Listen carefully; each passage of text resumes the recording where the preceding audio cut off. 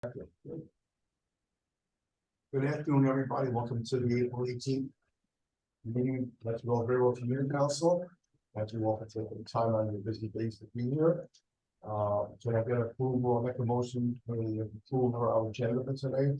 In a second. Second. Aye. Okay.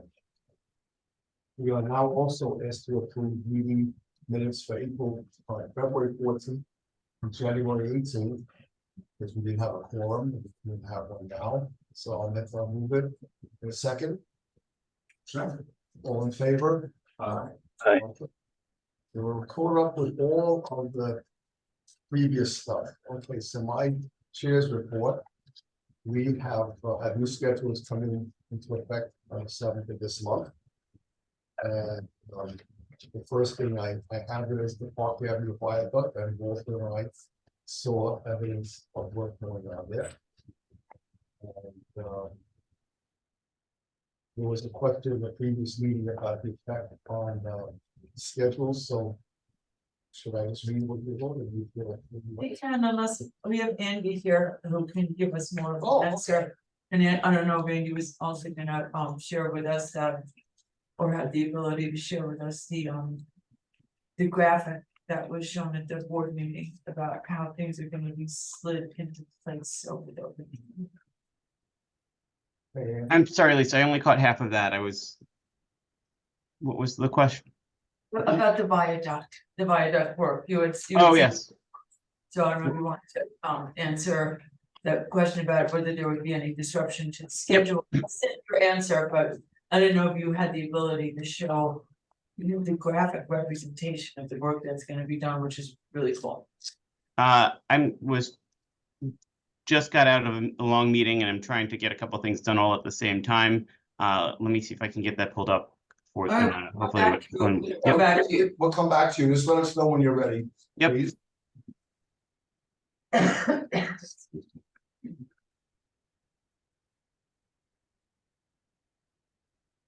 Okay, so the rest of the changes have to do with other work going on. And something that was a little bit concerning with the Friday service adjustment, which seemed to be taking a lesson from what the state of Connecticut did. And although their reductions of service doesn't affect Metro North riders in New York State, it's still concerning that this is being done without approval of the committee or the board. And want to make some further discussion. So the state of Connecticut had made some reductions to the schedule as part of their budget last year. They made significant reductions on the shoreline east, but they made other cuts to the schedule. New Haven line, and it was done by fiat, by the purse strings, basically.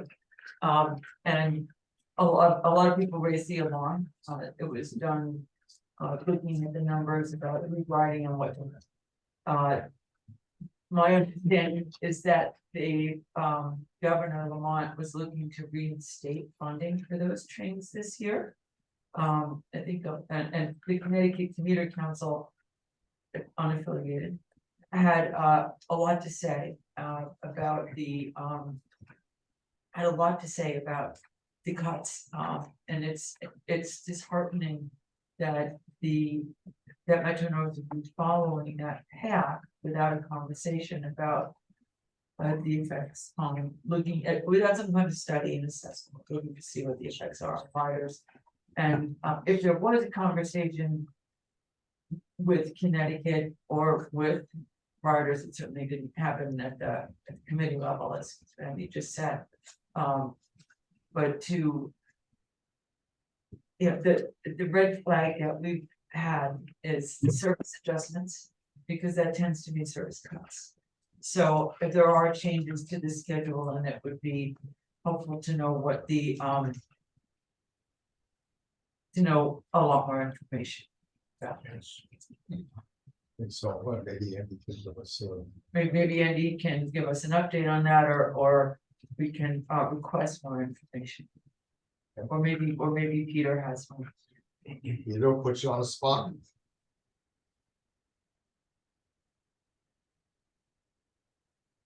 you heard me. Maybe on this thing. Did you want me to comment now on that? Sorry, I was trying to. Sure. Trying to multitask. So as you are all aware, we are given have a fiscal baseline reset that we must account for. We're trying to make sure that we can run the most efficient railroad possible and have a charge by the board in order to hit those financial benchmarks. When looking at the schedule for this upcoming, or for this current schedule, particularly on Fridays, Fridays is still our weakest ridership day, and there's a lot of times when we were running zippered trains, particularly in the evening commute, where we were running very empty trains. And well, we were also seeing a lot of riders actually running earlier in the day on Fridays. So we've actually done some adjustments to make sure that our trains are actually meeting the needs of our customers and that we're not running empty trains.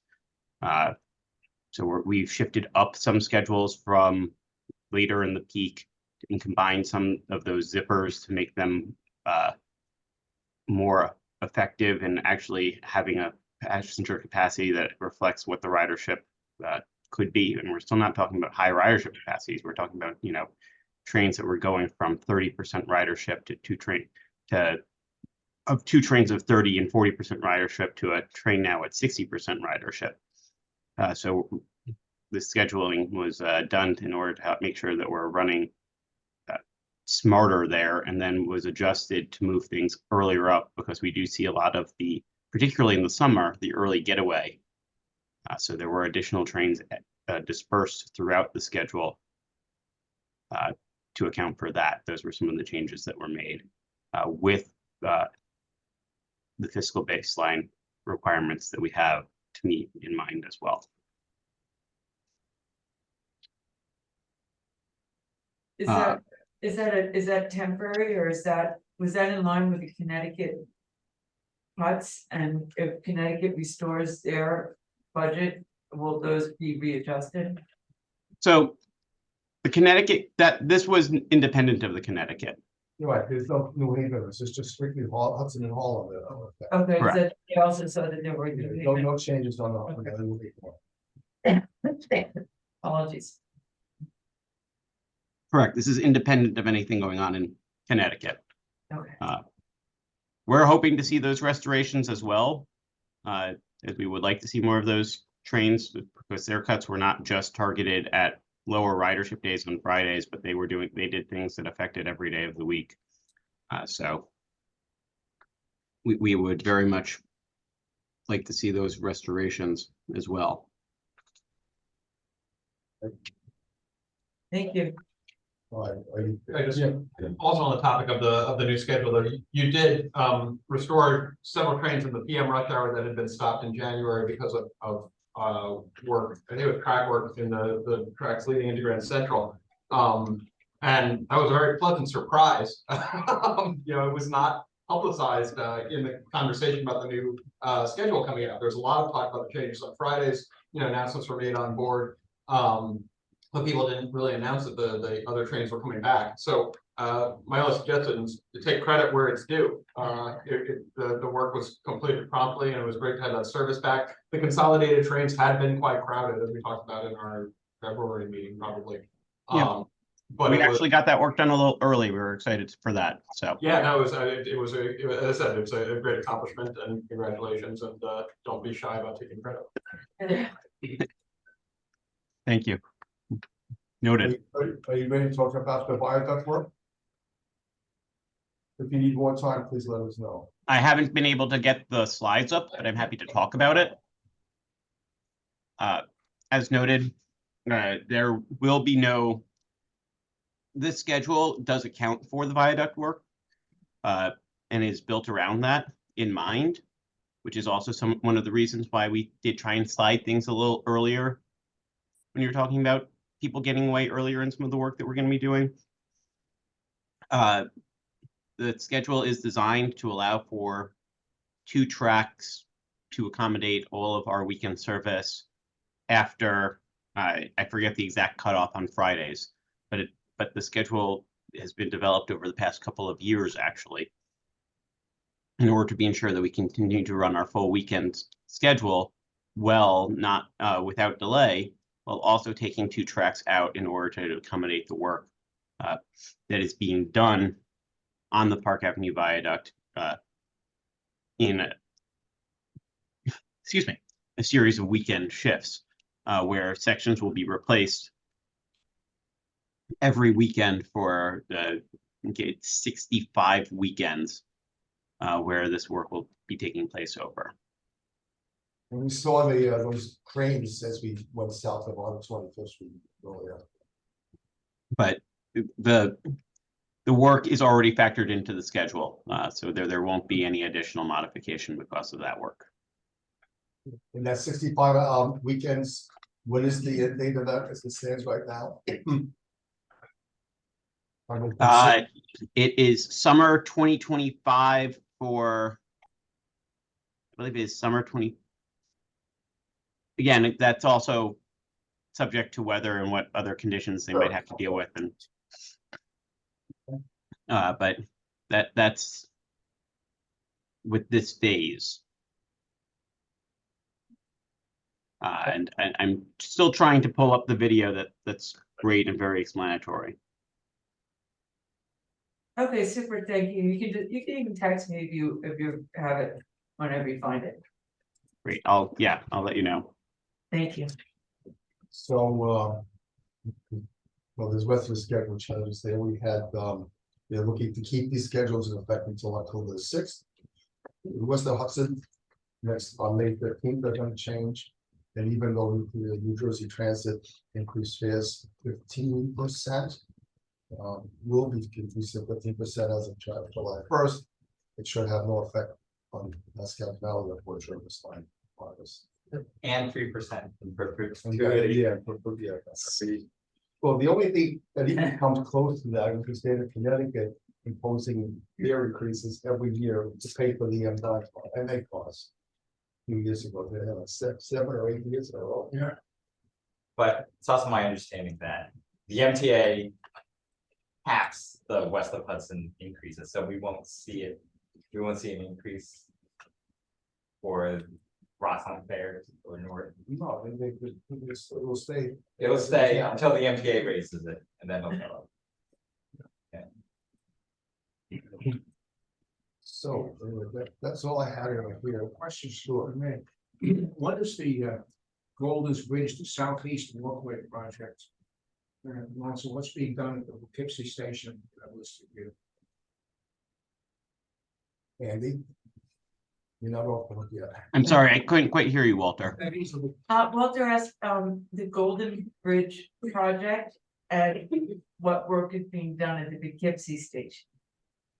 Poughkeepsie, we have a major project that's going to be beginning this summer, where we have platform replacements going on. So that is what's as well as we've also done a lot of work within the station building. We have an RFP out and we've been working with the community there on actually preparing for another RFP for the station building as well. We've done some work in our own space there. Golden's Bridge. We don't currently have. I'm not sure which project you're talking about at Golden's Bridge currently. It says, the walkways project, Golden's Bridge to Southeast. Now, I'm just wondering what that is. I copied that from the email that they sent to the board. Let me.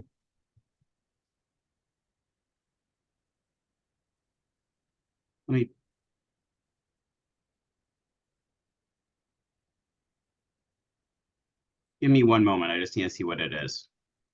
It's like, and again, I'm a little. I hear you fine, Randy, but Walter is somehow a little fuzzier. So.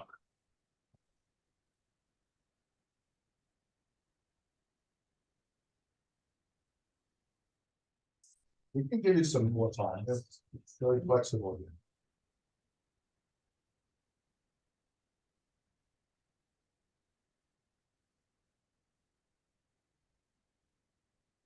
Do we wanna move to Yeah. something else? Well, Executive director. okay. So we've got a few things going on. The Mets are on a roll. And so is PCAC. We and so is Mike Sandwich. We have extended an offer to a candidate for associate director who was accepted. And we are looking forward to a May 2nd start date. So it's somebody who we're excited about working with again. We've worked with before in the advocacy community. He's got a lot of experience working on campaigns, working at the state government, working with city government, working on reports and research, working with the media, working with coalitions.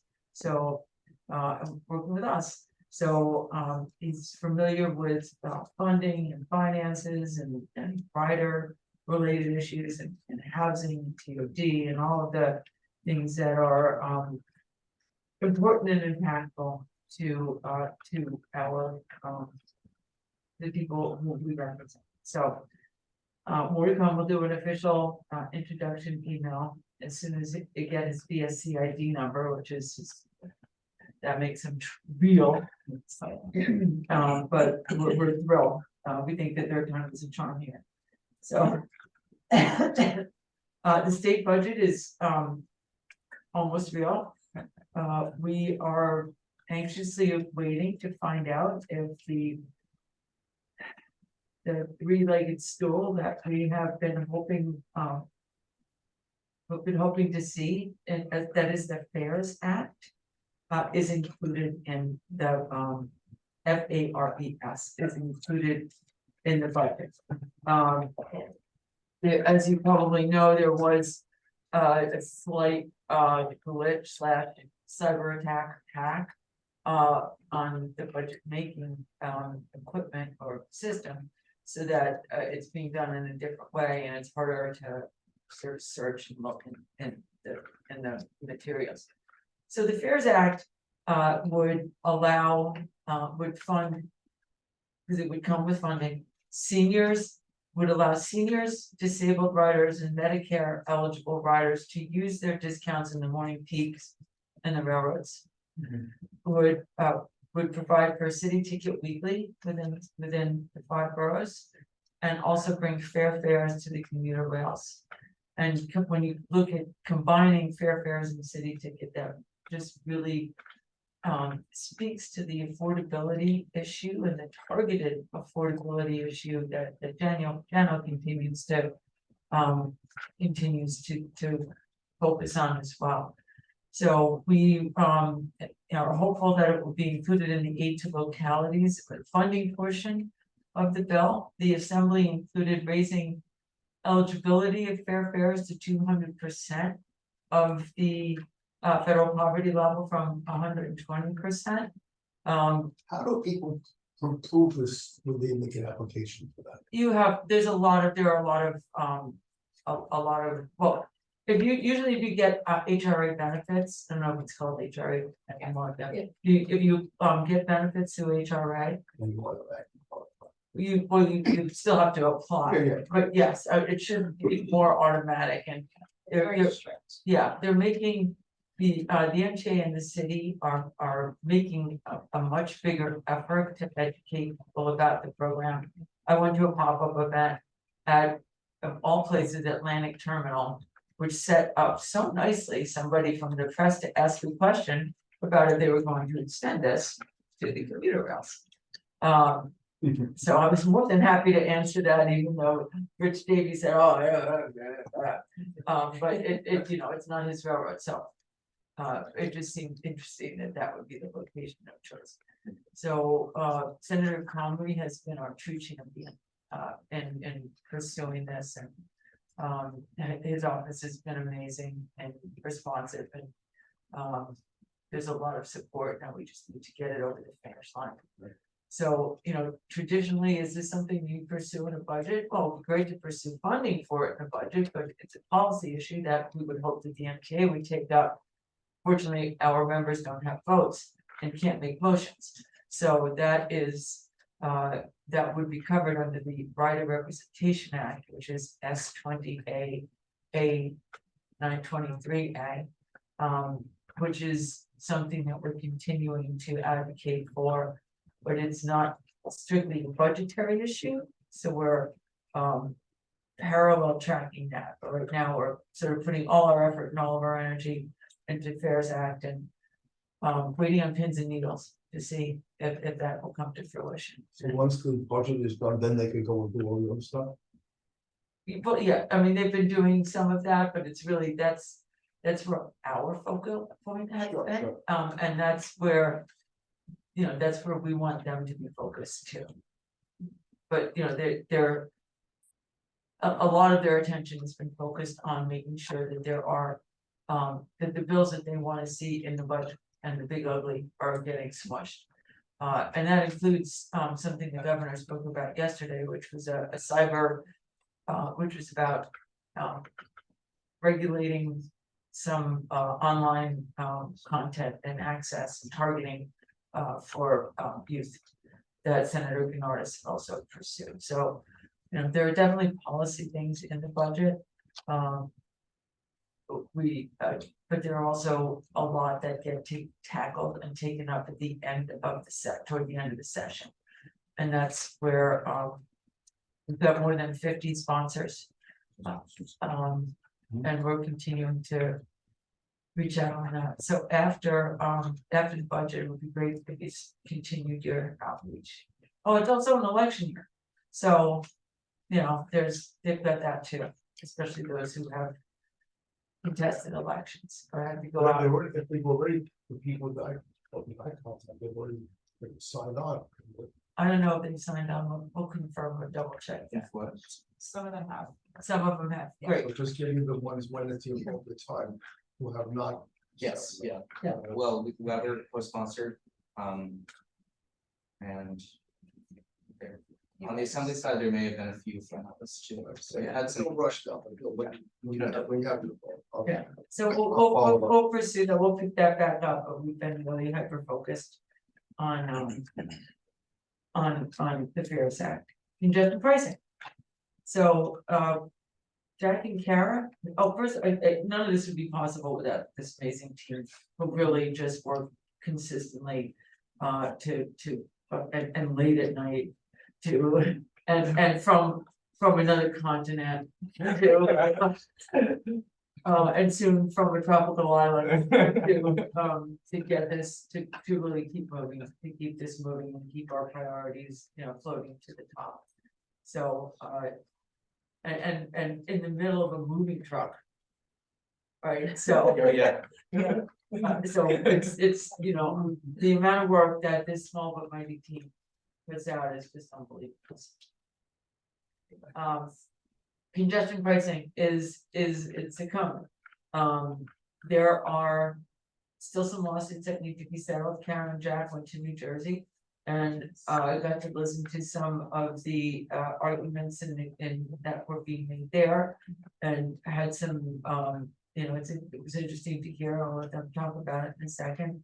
At the Cranes breakfast I attended yesterday, Dano spoke about the final scenario. The final scenario that the board voted on was that was approved has now been submitted to the feds, to the FHWA for the final approval to show that it continues to meet a finding of no significant impact, and it meets the parameters of the environmental assessment that was done.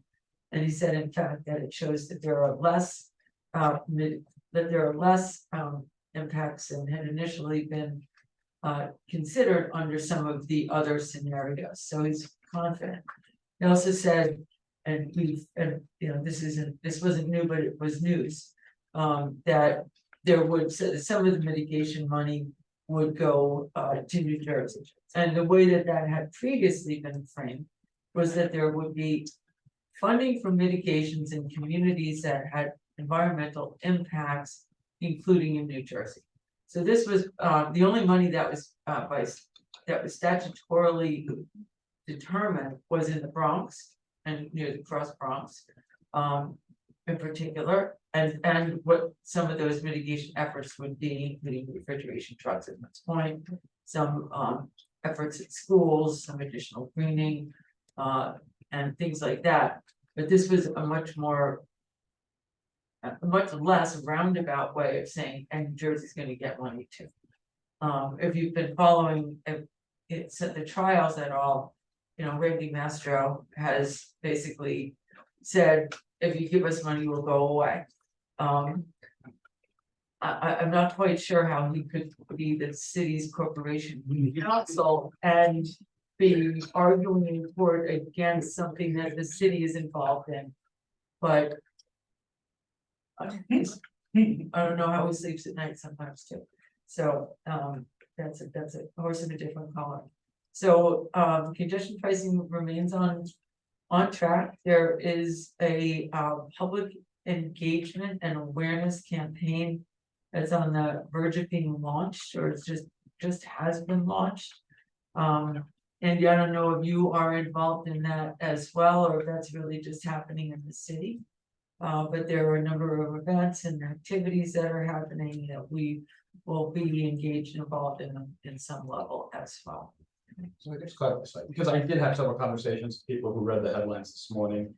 There is a sense among average readers looking at the news this morning that there is a backroom deal between New York and New Jersey, and that this amount of money alluded to yesterday is a precursor to a settlement. Is that, do you think that's I would have read that into it too. right?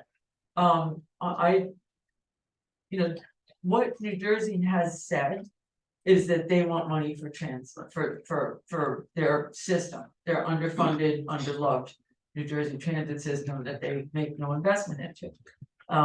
They don't say it like that. We know him. What this, you know, or that they want some additional toll credits, or exemptions. What, you know, if you read the fine print for, you know, we dig deeper, this is related specifically to mitigations where there are impacts that are shown and that are, as a result of monitoring by, you know, through air quality monitoring, through other things. So it's not specified yet what it will be, what they will be, where it will be. You know, we're asking for baseline readings to be made public so that you can see what the effects are, if there are any. But you know, there's a concern that a lot of people have is that the day the switch flips, nothing changes, and people are like, well, see, it didn't work. Or, well, look, there's a backup at the George. Well, isn't that every day? So, you know, it's monitoring and managing expectations. Yeah. But I would certainly be under that impression too, especially if there was only one newspaper that I read that Alexander Hamilton founded. But yeah, yeah. But there are there's a lot of more nuance. Andy, are you engaged at all in the outreach activities that GCR is doing, or are those more city-based? You know, There's a variety of them. There's a whole, everyone's doing a certain level of outreach on it. But a lot of things are focused more here. There is some stuff that's going to be going on throughout the rest of the tour, more in the city, and there'll be some things going on throughout the rest of the tour territory rolling out as well. well, we will do what we have continued to do, which is offer our help and support, and whatever we can do to be part of those conversations and events. Yeah, Danny Randell has really been taking the lead on that. Yeah. He lives on our floor now. So It's fun to go through it. yeah. And he also lives around the corner from me in real life. So That's you can stalk him in a lot of places. wait outside. Yeah, I know where he lives. Maddie, you have your hand raised. Is this relevant to mine? You're muted, Matt. Just give me a second, like, Okay. all right, oh, can I okay. speak now, or? Yep, go ahead. Is this related to what we're talking about, or do you want to save it for new business or old business? In relation to the report, correct? Okay, go ahead. In relation to, like I said at last week's Long Island Railroad Commuter Council meeting, I am in support of the Riders Representation Act. I think it's long overdue, and it would give Commissioners Albert, Bringman, Brown, Glucksman, and Brown. Is Norman Brown? If this vote is successful, will Commissioner Brown be a voting member as well? No, he would not. So Brown, Samuelson, and Tessitore remain as non-voting members if this is successful. Correct. All right, and then the second thing is, Lisa, you mentioned an assistant director named Scott. What's his last name for the record?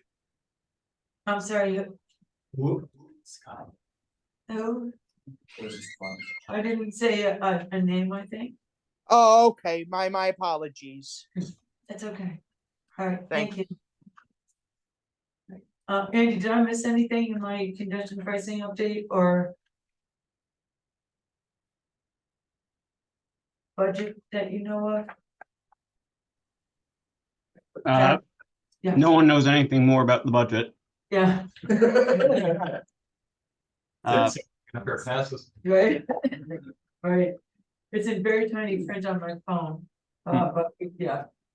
and congestion pricing, yeah, we're planning and hoping and prepared for everything to be full steam ahead. Great. Thank you. Karen, Jack, you have, I'm giving the social media update this month. So just a couple of things. There were some significant delays this morning due to a mechanical issue on the New Haven line and some signal issues on the Harlem lines, which led to a few questions on Twitter, but it seemed like they have been resolved at this point. There's also, we noticed a few separate requests over the last couple of days alone to bring back the quiet car, which we found interesting. We've also seen ongoing complaints over the last couple of weeks about standing room only trains in the PM rush hour, just general ridership coming back, people having to stand. And lastly, there's been with all the rain and storms lately, a lot of weather related delays, including a downed tree on the Hudson line and some third rail issues due to storm and rainwater on April 3rd. The things we noticed. the customer satisfaction survey is being launched today. So please take it. We had a presentation on that a couple months ago. They've offered to, they're gonna release the findings in July. They've offered to come back, but it'll be at the July board meeting, so it'll be too late for our meeting, probably. But they've offered to come in September or October, or they can come at PCAC, but from what Samantha told me, they were, which, and I got told before they told everybody, which is really nice. They have taken out a bunch of questions to make it more user friendly. So that'll be helpful. Years ago, they used to send the survey, they would send a survey to the staff, they would send it to me, distribute to the council for feedback and send that out, and then it would be done. Every department for the same part. That's how things have changed. Well, at least we got it before the rest of the month. Yeah. Any questions on any of my? All right. Rich, you want to talk about Harriman? Can you hear me? Yeah. Yes. Yeah, excuse me, I'm driving, but we're talking about the TOC. Yeah. Yes. The applicant has not come back to the planning board yet. You know, it's pretty common when a project of this size, especially when he has to drill new wells and do testing, and one section where the power plant company, you know, the DEC wants to make sure there's no contamination. So he's not ready to come back before the planning board yet. And that's one. You know, something we can't control. He has to present his facts and findings when he's ready. Do you know when that might, Excuse me? do you know when he might be ready, or do you know if there's a schedule for that? Well, what we agreed to is every quarter, he would update us on his progress. And if he was ready to come back with all his facts and findings, then we would put him on the schedule, but he's not ready. Does this, make the whole, is there slippage to the overall schedule? Is this a delay or is this figured in? Do you No, know? no, it's normal. This Okay. is a very large project. Okay. And it's very normal, you know, I mean, I've been on the planning board 20 years, and projects of this size usually go off schedule for one reason or another. So it's still active, and he may request to come back next month. He's just not ready. Now, the other thing that has come up, which may be another reason why he's delayed, we have asked him twice now to provide us with financial impact to the community on a TOC that has been already built and it exists at least 3 to 5 years. And he has not come back and provided that report. So that may be a reason for him. He's not ready. And, you know, what we're looking for is, it may impact the police department. It may impact the school. It may impact the fire department or other things. So he has not provided that report. I don't know if you have such a report. You know, I think there's one in Westchester. Is that correct? I think that, well, there's some in Long Island and there's some in Westchester that it might be helpful to have a conversation with some of the folks in the TOD planning group at the MTA. With Robin Hollander, who has actually expressed interest in updates on this project. And she might be able to connect those dots. And I'm happy to connect you with Robin. If you think, yeah, I'll do that. Great. Yeah, if you can give me it's very important, or just send her an email that we have asked, like I said, for a report, the financial impact on an existing TOC, and he's not been able to do that yet. Right, I mean, who knows, maybe there's even a way they can help support him doing that. I don't know if they get at that level, but it would, I know that they're interested in the status of this project. And it would be good for there to be a direct conversation with you and they, so it's not third party. I'm taking good notes, but I don't want it to be total telephone. All right, and the last thing on this, it came up at the last meeting and it hasn't been resolved. You know, normally when an application comes up before the planning board, if you're representing an association or a community, you may have to recuse yourself if you're representing the applicant. Like, I'll give you an example. Highland Lake Estates, where I live, is 160 homes. It's an HOA. So when we submit an application for new expansion, meaning lots to build homes, what typically happens is I recuse myself from the planning board and I speak at the podium on behalf of the HOA. So they asked me at the last meeting, when we talk about, when we're ready to, you know, really talk to the developer and have what I call quality conversations and requests, do I have to recuse myself if I'm representing Metro North Commuter Council? So that's something I was gonna ask you. Has that ever come up before? I would say no. I would say the one thing I would ask is if you're getting any financial remuneration for your involvement. That would be the only potential recusal. If you are, if you're doing it as your volunteer jobs, I'm a volunteer on an HOA. And I interact with the railroad all the time, and I don't recuse myself from any of those conversations. Okay, well, it just came up, and obviously I'm not getting any compensation from the council. It's voluntary, but Council hasn't taken a position on this. Right. There's no Yeah. advocacy we'd be asking you to do on behalf of the council. Right.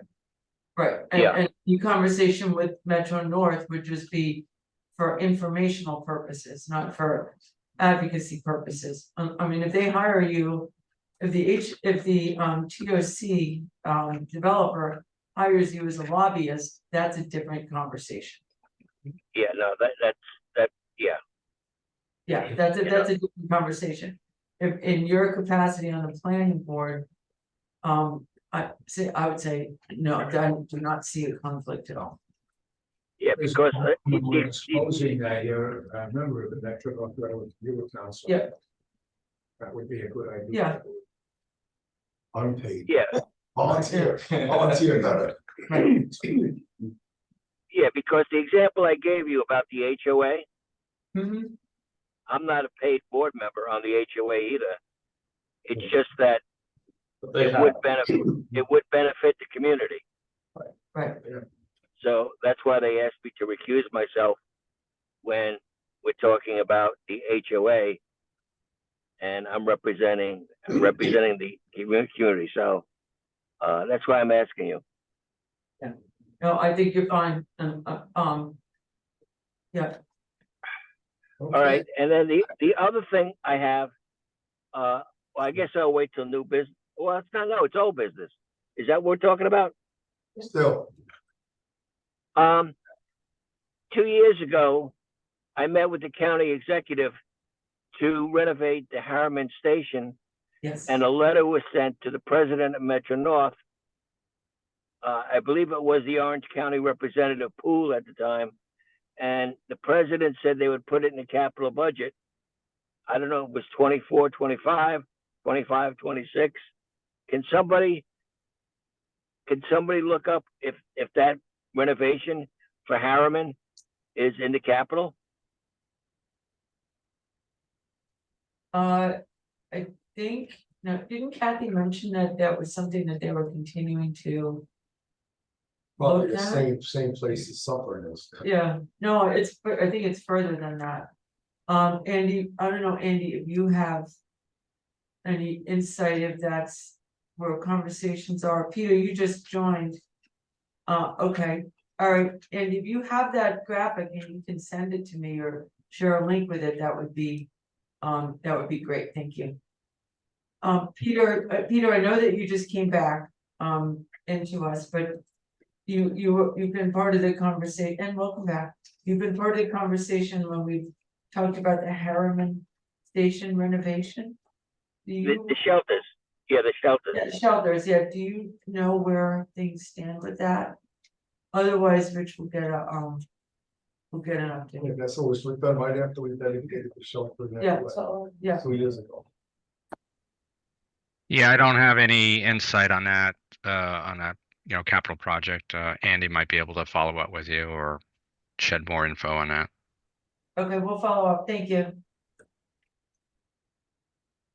Rich, right. why don't So you you'll give, Rich, call the county executive's office and ask them to send you a copy of the letter. If you don't I have it. it. He has- No, I have it. All right, so then send it to us at your convenience. We have it somewhere, Good. getting it, again, Yeah, very. can't wait. You see. Thank you, Rich. Okay, thank you. So, new business, I have this email was, that Walter had written about the percentage of Metro North ticket sales and revenue derived from those who download tickets onto their phone as of some recent date, and the dollar amounts would be interesting if applicable.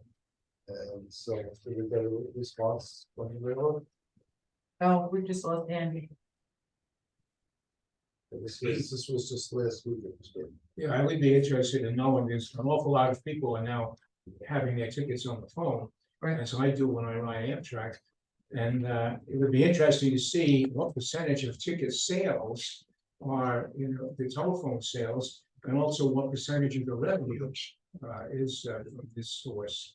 I know that data does exist. That's on the MTA's open data portal. I don't have it ready right now, but I know that does exist. And they publicize it, I think, at the board meetings every month. So I think that might be in the board books as well. I don't know that they show the share of revenue, but they do show the share of mobile versus paper. Yeah. Ticket sales can be a little misleading because one monthly commutation ticket is a whole lot of rides, not just one ride, so. But it is a very large portion have switched to the mobile ticketing. Yeah, I was thinking it probably is at this point, yeah.